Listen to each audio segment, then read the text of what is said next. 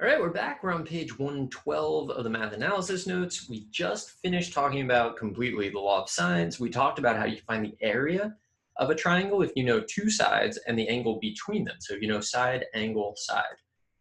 That's what we've got so far. Like ambiguous, it's a lot of information, but like you can summarize it pretty quickly. The next thing we're gonna do is the law of cosines. There is no ambiguity about it unless you accidentally introduce your own ambiguity, and I'll tell you how to get around that. So let's take a look. So this is like, we've done this before. We're gonna list the triangle congruence relationships, right? So think of what we knew from the law of sines, right? Angle, side, angle, angle, angle, side, right? Those are your law of sines things. So actually this and this are the law of sines. Now the other ones that we had were side, side, side, that's always been my favorite because it's like, you know, all three sides. You don't have to get involved with angles. And then side, angle, side. These are the ones that we are going to use the law of cosines on. And then there was another one, HL, but it's only right triangles, so we don't really care about it right now. I mean, obviously it matters if you're, I don't even know, show it, like, what do? Just proofs with, you just prove triangles are congruent? I don't know, it's been a long time since I taught geometry. Anyway, we don't need that, or we're not gonna use it here. So we're gonna deal with side, side, side, side, angle, side. Basically you have like an abundance of sides. The majority of what you know is sides. That's actually a way you could kind of think about it, except law of sines, angle, side, side, you have majority sides, but it's still law of sines, so it's ambiguous. There's a lot going on with that particular case. Let's see if we can come up with the law of cosines, which is in fact related to the Pythagorean theorem. Pythagorean theorem is a special case, even though Pythagorean theorem, it has to predate the law of cosines. Like there's no way it doesn't. But let's see if we can derive the law of cosines. We do it kind of cleverly in like a sort of algebraic way, I guess.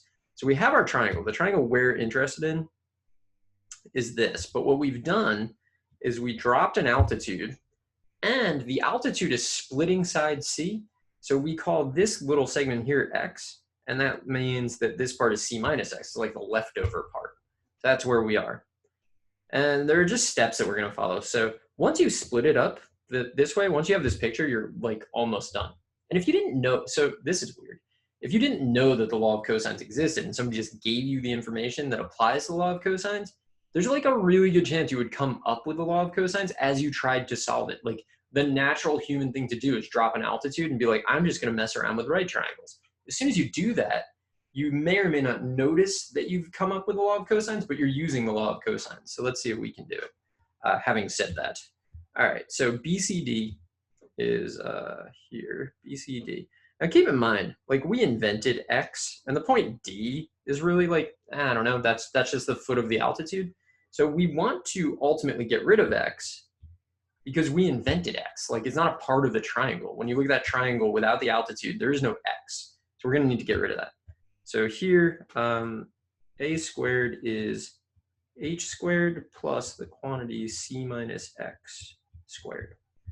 And then I got to expand that. So A squared is H squared plus C squared minus 2CX plus X squared. Okay. I guess that's right. Using triangle ACD, so A to C to D. So this thing, basically write down the Pythagorean theorem. So B squared is going to be equal to X squared plus H squared. All right, so H is something we made up, so we want to get rid of that. X is something we made up, we want to get rid of that. So we're going to solve this for H squared and see how that helps us. So H squared is B squared minus X squared. All right, now if you take a look, so this is H squared, and then in step one we had an H squared. So what I'm going to do is I'm just going to replace those. I'm going to substitute, and you can see it's like H squared is B squared minus X squared. But then up here, there's a plus X squared. Those are going to cancel, and X squared's gone. And that's good. And H is gone. The only thing we have left is an X. There's still an X, but let's actually do this step anyway. So A squared. Oh my God. It's like my hand misfired as I was trying to write that. A squared is going to be H squared, which is B squared minus X squared, Let me highlight that to make it clear. And then plus c squared minus 2cx plus x squared. So that's what we have so far. Now, if we clean this up, you can see that these are going to cancel. So really, we just get a squared is b squared plus c squared minus 2cx. Okay, so our biggest pressing issue now is that x is made up. So we need to find a way to get rid of x, and we want to do it in a way that only uses stuff that's in our original triangle, which has sides ABC and angles ABC. So if you look at just this triangle, there's actually a way to relate x to only pieces that were given initially, right? So relative to angle A, x is the adjacent side and b is the hypotenuse. So the cosine of A is x over b. Cosine of A is x over b. So let's write that. Cosine of A is x over b, which means that x is b cosine of A. Okay, so now we know this is true. So we go up and we substitute again, right? So a squared is equal to b squared plus c squared, which if I stop right there, that's basically the Pythagorean theorem, right? But there's a minus 2bc cosine of A.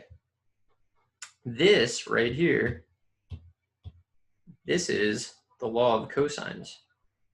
So there's a couple of like really nice things, I guess, about the law of cosines. One of them is that you just need to make sure that this side angle, they need to match. Like that has to happen. Uh-oh, crashed. Hold on. Let me see if I can like salvage this. I don't think I can. All right, hold on. Oh, there. What am I doing? Ugh, it's been a while since I like crashed. All right, there. Okay. I'll be back in a second. Here we go. Let's see what we lost, if anything. Maybe nothing.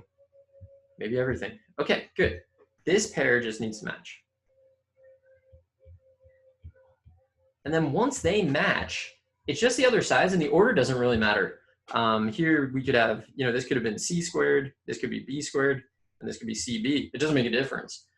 You can actually do this. So there's nothing really important about the way that we wrote it, but we could have written it any other way. So I could have said, side c squared. Now I just need the other two sides. So a squared plus b squared, then minus 2ab, and then cosine of c, as long as they match. I could have said b squared. It's just got to be the other two sides. So a squared plus c squared minus 2, and then ac, and then cosine of b, as long as they match, like the outer edges, they have to match. As long as those match, you are good. This is the law of cosines. It's really designed, like it's set up. So it's designed, I guess, for side angle side, right? Two sides and the angle between them. So B and C, and the angle between B and C is A. A and B, and the angle between them is C. If A and C, the angle between those is B. It's designed for side angle side. It will work with side, side, side, because if you know three sides, side, side, side, and these, the only thing you don't know is this, and you can solve for that. So that's the law of cosines. There's nothing ambiguous about it. So I'll be back in the next video to talk a little more about that, and I hope to see you there.